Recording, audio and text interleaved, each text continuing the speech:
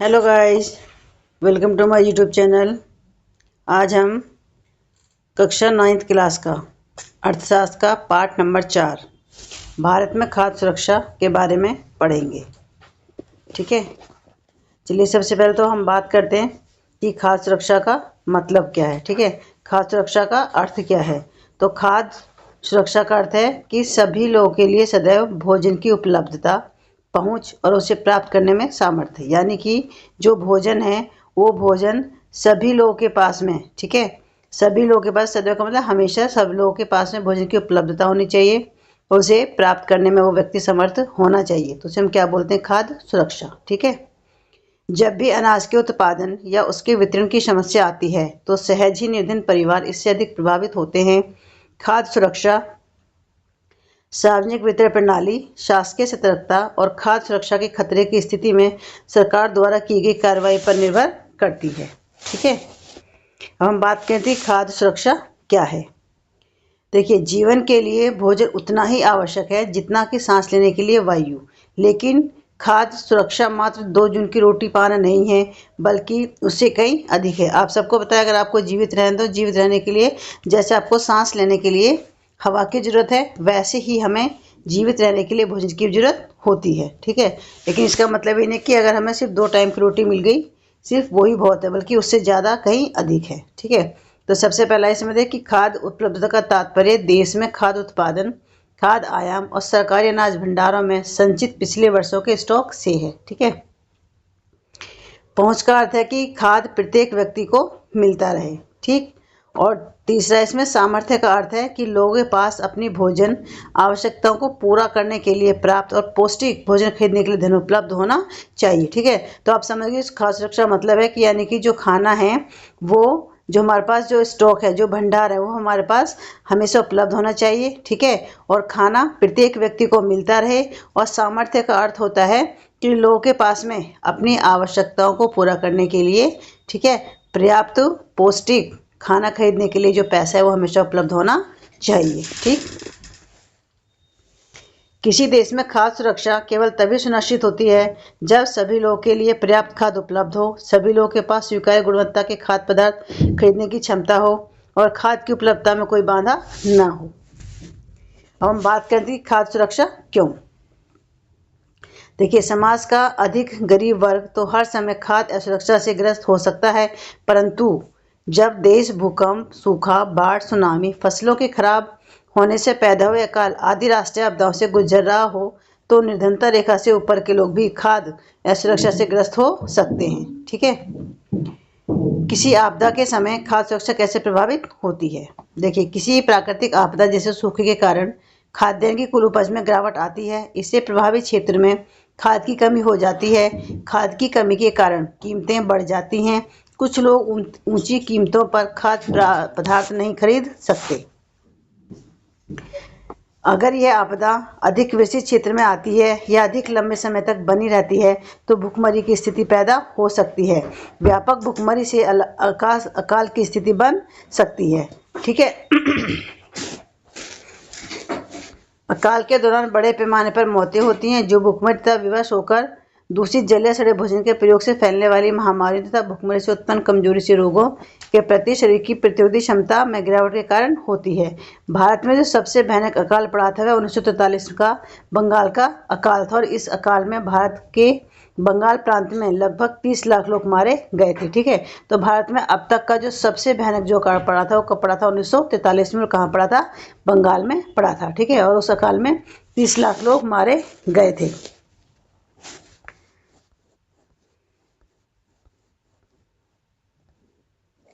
भारत में बंगाल जैसा अकाल पुनः कभी नहीं पड़ा, लेकिन यह चिंता का विषय है कि आज भी उड़ीसा में कालाहांडी तथा काशीपुर जैसे स्थान है जहां अकाल जैसी दशाएं अनेक वर्षों से बनी हुई है। देखिए, उस 1943 के बाद आज तक भारत में दोबारा कभी अकाल नहीं पड़ा है, लेकिन उड़ीसा में एक जगह है कालाहांडी, ठीक है, तथा काशीपुर, वो एक ऐसे स्थान है जहाँ पे ये लगता है कि जो अकाल है वहाँ पे वो पड़ सकता है। ठीक है, और ऐसी भी सूचना मिली है कि वहाँ भूख के कारण कुछ लोगों की मृत्यु भी हुई है। हाल के कुछ वर्षों में राजस्थान के बारन जिले, झारखंड के पलामू जिले तथा अन्य सुदूरवर्ती क्षेत्रों में भूख के कारण लोगों की मृत्यु की सूचना मिली है।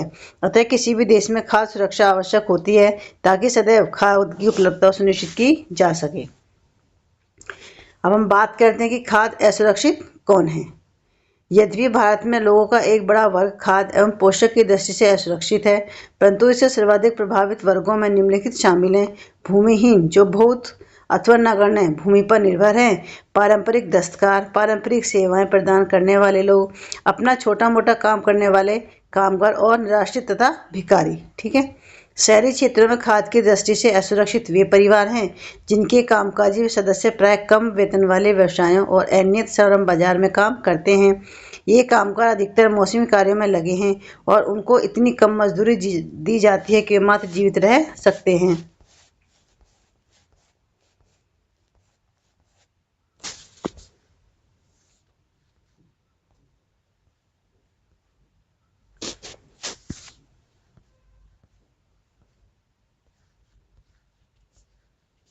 खाद्य पदार्थ खरीदने में असमर्थता के साथ सामाजिक संरचना भी खाद्य की दृष्टि से असुरक्षा में भूमिका निभाती है। अनुसूचित जाति, अनुसूचित जनजाति और अन्य पिछड़ी जातियों के कुछ वर्गों का या तो भूमि का आधार कमजोर होता है या फिर उनकी भूमि की उत्पादकता बहुत कम होती है। वे खाद्य की दृष्टि से शीघ्र असुरक्षित हो जाते हैं। वे लोग भी खाद्य की दृष्टि से सर्वाधिक असुरक्षित होते हैं जो प्राकृतिक आपदाओं से प्रभावित हैं और जिन्हें काम की तलाश में दूसरी जगह जाना पड़ता है। कुपोषण से सबसे अधिक महिलाएं प्रभावित होती हैं। यह गंभीर चिंता का विषय है क्योंकि इससे अजन्मे बच्चे को भी कुपोषण का खतरा रहता है। खाद्य असुरक्षा से ग्रस्त आबादी का बड़ा भाग गर्भवती तथा दूध पिलाने वाली महिलाओं तथा 5 वर्ष से कम उम्र के बच्चों का है।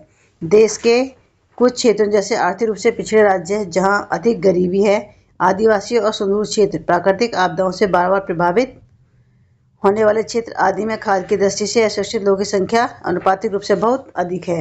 वास्तव में उत्तर प्रदेश, पूर्वी और दक्षिणी पूर्वी हिस्से, बिहार, झारखंड, उड़ीसा, पश्चिम बंगाल, छत्तीसगढ़, मध्य प्रदेश और महाराष्ट्र के कुछ भागों में खाद्य की दृष्टि से असुरक्षित लोगों की संख्या सर्वाधिक है।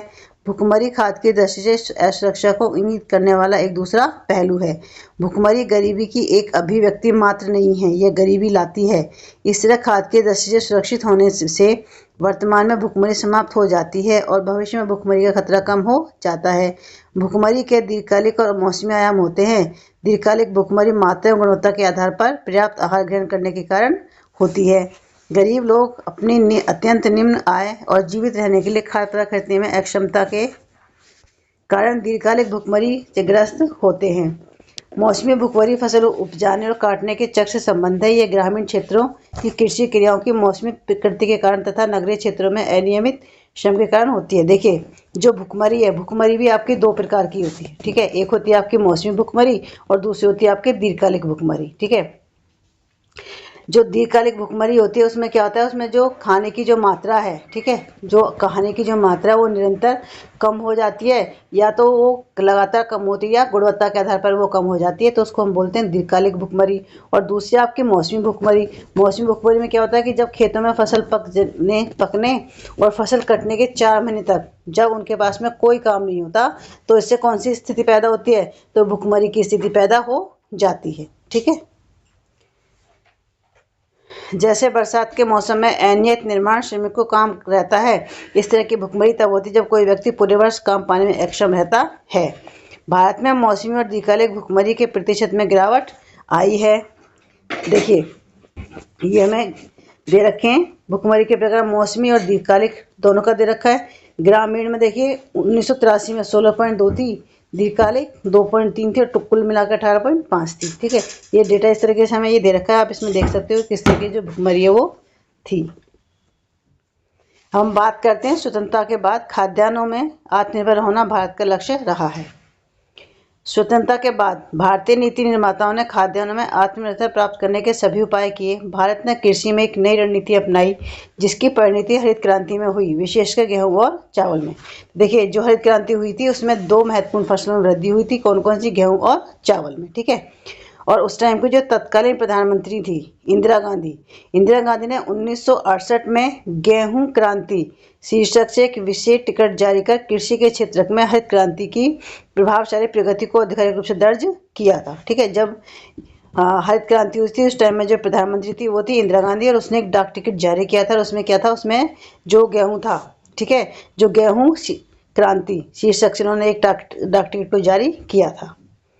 गेहूं की सफलता के बाद चावल के क्षेत्र में इस सफलता की पुनरावृत्ति हुई। बहरहाल अनाज की उपज में वृद्धि समानुपातिक नहीं थी। उत्तर प्रदेश और मध्य प्रदेश में सर्वाधिक वृद्धि हुई, जो कि 44.01 और 30.21 टन क्रमशः 2015-16 में है। वर्ष 2015-16 में कुल अनाजों का उत्पादन 252.22 करोड़ टन है। वर्ष 2016-17 में कुल अनाजों का उत्पादन 275.68 करोड़ टन है। गेहूं के उत्पादन में उत्तर प्रदेश और मध्य प्रदेश में उल्लेखनीय वृद्धि हुई, जो कि 26.87 और 17.69 करोड़ टन क्रमशः 2015-16 में है। दूसरी तरफ पश्चिम बंगाल एवं उत्तर प्रदेश में चावल के उत्पादन में उल्लेखनीय वृद्धि, जो कि 1575 एवं 12.51 करोड़ टन क्रमशः 2015-16 में है। भारत में खाद्य सुरक्षा। 70 के दशक के प्रारंभ में हरित क्रांति के आने के बाद से मौसम की विपरीत दशाओं के दौरान भी देश में अकाल नहीं पड़ा है। देश भर में उपजाई जाने वाली विविध फसलों के कारण भारत पिछले 30 वर्षों के दौरान खाद्यान्नों के मामले में आत्मनिर्भर बन गया है। सरकार द्वारा सावधानीपूर्वक तैयार की गई खाद्य सुरक्षा व्यवस्था के कारण देश में खराब मौसम स्थितियों के बावजूद अथवा किसी अन्य कारण से अनाज की उपलब्धता और सुनिश्चित हो गई है। इस व्यवस्था के दो घटक हैं, बफर स्टॉक और सार्वजनिक वितरण प्रणाली। यानी कि देखिए, जो सरकार है, सरकार ने जो हमारी खाद्य सुरक्षा है उसके लिए दो आयाम सुनिश्चित किए। वो हैं आपके दो घटक, पहला है आपका बफर स्टॉक और दूसरा आपका सार्वजनिक वितरण प्रणाली। ठीक है, चलिए हम बात करते हैं कि बफर स्टॉक क्या है। यहाँ से क्वेश्चन पूछा जाता है आपका कि बफर स्टॉक क्या है। देखिए, बफर स्टॉक भारतीय खाद्य निगम AFI के माध्यम से सरकार द्वारा अधिप्राप्त अनाज, गेहूं और चावल का भंडार है। भारतीय खाद्य निगम अधिशेष उत्पादन वाले राज्यों में किसानों से गेहूं और चावल खरीदता है। किसानों को उनकी फसल के लिए पहले से घोषित कीमतें दी जाती हैं। इसे मूल्य को न्यूनतम समर्थन कीमत कहा जाता है। क्वेश्चन 1 नंबर का पूछा गया था इसमें से कि न्यूनतम समर्थन कीमत किसे कहा जाता है। तो देखिए, जो किसान जो फसल उगाते हैं ना, उन फसल को उगाने से पहले ही जो सरकार है, सरकार कीमत निर्धारित कर देती है, उसी को हम बोलते हैं न्यूनतम समर्थन मूल्य। इन फसलों के उत्पादन को प्रोत्साहन देने के उद्देश्य से बुआई के मौसम से पहले सरकार न्यूनतम समर्थित कीमतों की घोषणा करती है।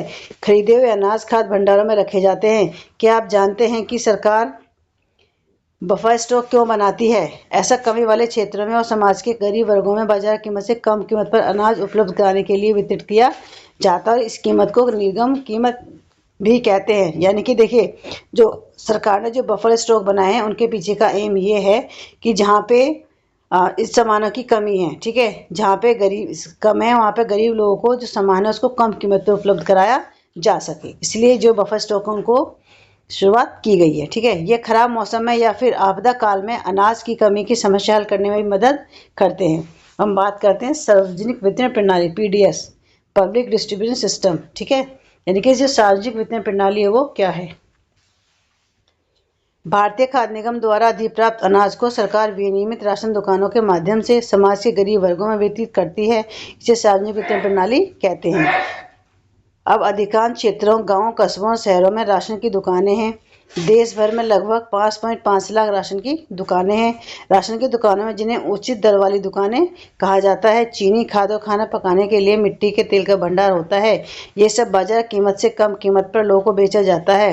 राशन कार्ड रखने वाला कोई भी परिवार प्रतिमाह उनकी एक अनुबंधित मात्रा जैसे 35 किलो अनाज, 5 लीटर मिट्टी का तेल, 5 किलो चीनी आदि निकटवर्ती राशन की दुकान से खरीद सकता है। ये देखा होगा कि आपने आपके जो निर्वाह घर हैं उस सब में आपको ये जो राशन की दुकान है वो मिल जाती हैं। ठीक है,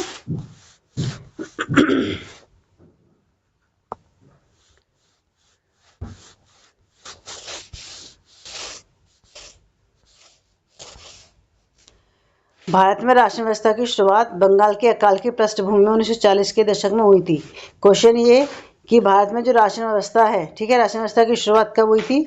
तो ये 1940 के दशक में ही हुई थी, जब बंगाल में 1943 में अकाल पड़ा था। उससे पहले ही जो राशन व्यवस्था है उसकी शुरुआत वहाँ पे हो गई थी। ठीक है, हरित क्रांति से पूर्व भारी खाद्य संगठन के कारण 60 के दशक के दौरान राशन प्रणाली पुनर्जीवित की गई। गरीबी के उच्च स्तरों को ध्यान में रखते हुए 70 के दशक के मध्य NSSO की रिपोर्ट के अनुसार खाद्य संबंधी 3 महत्वपूर्ण अंतरक्षेप कार्यक्रम प्रारंभ किए गए। पहला था सार्वजनिक वितरण प्रणाली, जो पहले से ही थी लेकिन उसे और मजबूत किया गया। एकीकृत बाल विकास सेवाएं, जो प्रायोगिक आधार पर 1975 में शुरू की गई थी, और काम के बदले अनाज 1977 में प्रारंभ की गई थी। काम के बदले अनाज में क्या था कि अगर कोई व्यक्ति काम करता है तो उसको काम करने के बदले क्या दिया जाएगा? अनाज दिया जाएगा। और ये व्यवस्था कब लागू की गई थी? 1977-78 में इसको लागू किया गया था। ठीक है। इन वर्षों में कई नए कार्यक्रम शुरू किए गए और कार्यक्रमों को चलाने के बढ़ते अनुभवों के आधार पर अन्य कार्यक्रमों का पुनर्गठन किया गया। वर्तमान में अनेक गरीबी उन्मूलन कार्यक्रम चल रहे हैं जो अधिकतर ग्रामीण क्षेत्रों में हैं। इनमें स्पष्ट रूप से घटक खाद्य भी है, जहां सार्वजनिक वितरण प्रणाली, दोपहर का भोजन आदि विशेष रूप से खाद्य की दृष्टि से सुरक्षा के कार्यक्रम हैं। अधिकतर PAP भी खाद्य सुरक्षा बढ़ाते हैं। रोजगार कार्यक्रम गरीबों की आय में बढ़ोतरी कर खाद्य सुरक्षा में बड़ा योगदान करते हैं। सार्वजनिक वितरण प्रणाली की वर्तमान स्थिति के बारे में हम बात करते हैं। ठीक है। सार्वजनिक वितरण प्रणाली खाद्य सुरक्षा सुनिश्चित करने की दिशा में भारत सरकार का सर्वाधिक महत्वपूर्ण कदम है। प्रारंभ में यह प्रणाली सबके लिए थी और निर्धनों और गैर निर्धनों के बीच कोई भेदभाव नहीं किया जाता था। बाद के वर्षों में सार्वजनिक लक्षित वितरण प्रणाली को अधिक दक्ष और लक्षित बनाने के लिए संशोधित किया गया। 1992 में देश के 1700 ब्लॉकों में संशोधित सार्वजनिक वितरण प्रणाली शुरू की गई। इसका लक्ष्य दूर दराज और पिछड़े क्षेत्रों में सार्वजनिक वितरण प्रणाली से लाभ पहुंचाना था। जून 1997 से सभी क्षेत्रों में गरीबों को लक्षित करने के सिद्धांतों को अपनाने के लिए लक्षित सार्वजनिक वितरण प्रणाली प्रारंभ की गई। यह पहला मौका था जब निर्धनों और गैर निर्धनों के लिए विभेदक कीमत निर्धारित की गई। इसके अलावा 2000 में 2 विशेष योजनाएं, अंत्योदय अन्न योजना, अन्नपूर्णा योजना प्रारंभ की गई। ठीक है। यानी कि जो आपकी अंत्योदय अन्न योजना, जो अन्नपूर्णा योजना, ये कब प्रारंभ की गई थी? इनको 2000 में प्रारंभ किया गया था। ठीक है। और ये योजनाएं क्रमशः गरीबों में भी सर्वाधिक गरीब और दीन वरिष्ठ नागरिक समूहों पर लगी। यानी देखिए, गरीब में भी और भी गरीब होते हैं। ठीक है। उनको पहले लक्ष्य उन पे किया गया था। इन दोनों योजनाओं का संचालन सार्वजनिक वितरण प्रणाली के वर्तमान नेटवर्क से जोड़ दिया गया। सार्वजनिक वितरण प्रणाली कुछ महत्वपूर्ण विशेषताओं का सारांश 4.3 में दिया गया है। इन वर्षों के दौरान सार्वजनिक वितरण प्रणाली मूल्यों को स्थिर बनाने और सामर्थ्य कीमतों पर उपभोक्ताओं को खाद्य उपलब्ध कराने की सरकार की नीति में सर्वाधिक प्रभावी साधन सिद्ध हुई है। इसने देश के अनाज की अधिशेष क्षेत्रों से कमी वाले क्षेत्रों में खाद्य पूर्ति के माध्यम से अकाल और भुखमरी की व्यापकता को रोकने में एक महत्वपूर्ण भूमिका निभाई है। इसके अतिरिक्त आमतौर पर निर्धन परिवारों के पक्ष में कीमतों का संशोधन होता रहा है। न्यूनतम समर्थन कीमत और अधिप्राप्ति ने खाद्यान्नों के उत्पादन की वृद्धि में योगदान दिया है तथा कुछ क्षेत्रों में किसानों को आय सुरक्षा प्रदान की है। तथापि सार्वजनिक वितरण प्रणाली को अनेक आधारों पर कड़ी आलोचनाओं का सामना करना पड़ा है। अनाजों से ठसाठस भरे अन्य भंडारों के बावजूद भुखमरी की घटनाएं हो रही हैं। SCI के भंडार अनाज से भरे हैं, कहीं अनाज सड़ रहा है तो कुछ स्थानों पर चूहे अनाज खा रहे हैं। ठीक है।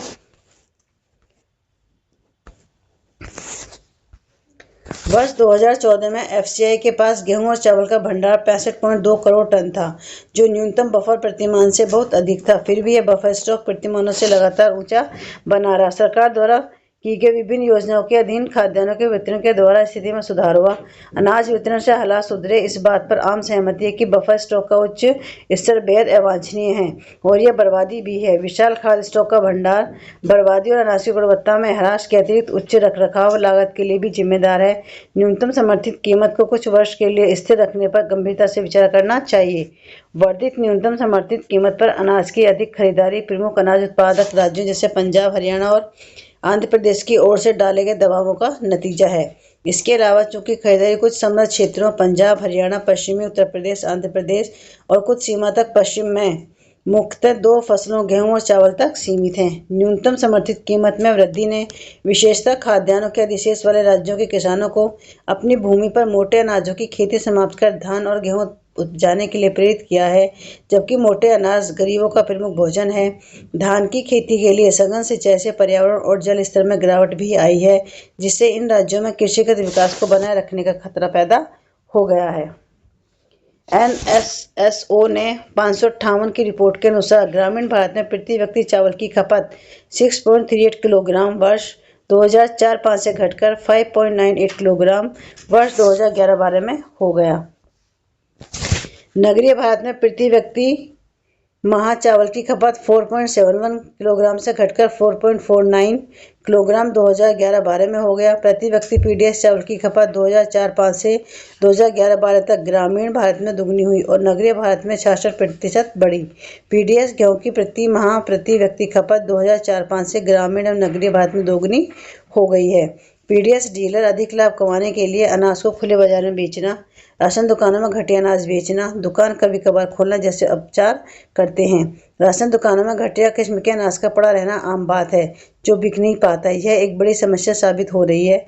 जब राशन की दुकानें इन अनाजों को बेच नहीं पाती तो एफसीआई के गोदामों में अनाज का विशाल स्टॉक जमा हो जाता है। हाल के वर्षों में एक और कारण से सार्वजनिक वितरण प्रणाली में गिरावट आई है। पहले प्रत्येक परिवार के पास निर्धन या गैर निर्धन राशन कार्ड था जिसमें चावल, गेहूं, चीनी आदि वस्तुओं का एक निश्चित कोटा होता था।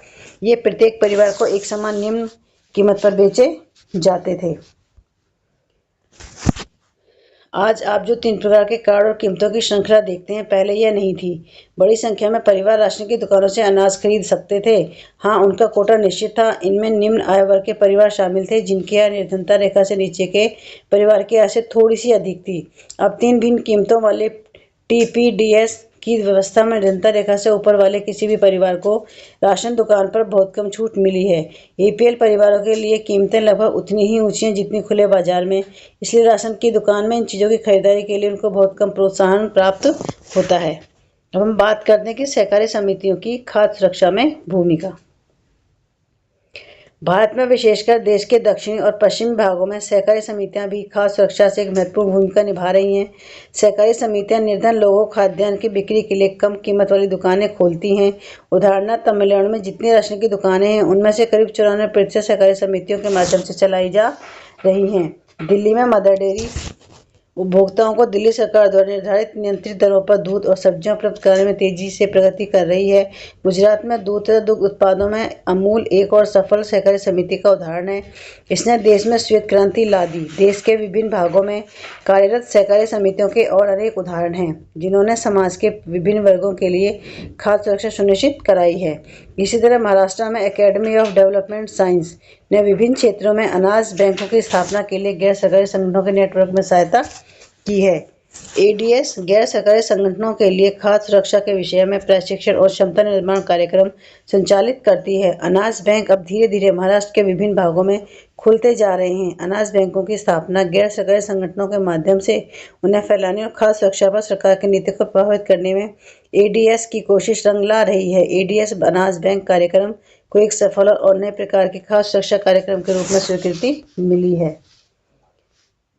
देखिए, अगर हम बात करें इस चैप्टर में, तो हमने इस चैप्टर में कि किसी देश की खाद्य सुरक्षा तब सुनिश्चित होती है जब उसके सभी नागरिकों को पोषक भोजन उपलब्ध होता है। ठीक है, यानी कि देखिए हम कैसे कह सकते हैं कि हमारे देश में खाद्य सुरक्षित है कि जब सभी लोगों के पास में जो भोजन है वो पौष्टिक भोजन सभी लोगों तक उपलब्ध हो, तभी हम खाद्य सुरक्षा सुनिश्चित करते हैं। ठीक है, सभी व्यक्तियों के पास स्वीकार्य गुणवत्ता के खाद्य खरीदने की सामर्थ्य होती है और भोजन तक पहुंचने में कई अवरोध नहीं होता।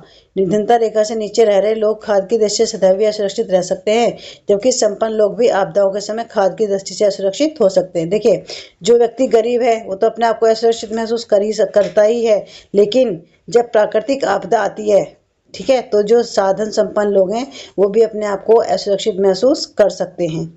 यद्यपि भारत में लोगों का एक बड़ा वर्ग खाद्य और पोषक तत्वों की असुरक्षा से ग्रस्त है। सबसे अधिक प्रभावित समूह ग्रामीण क्षेत्रों में भूमिहीन और गरीब परिवार, बहुत कम वेतन वाले कार्यों में लगे लोग और शहरी क्षेत्रों में मौसमी कार्यों में लगे अनियमित श्रमिक हैं।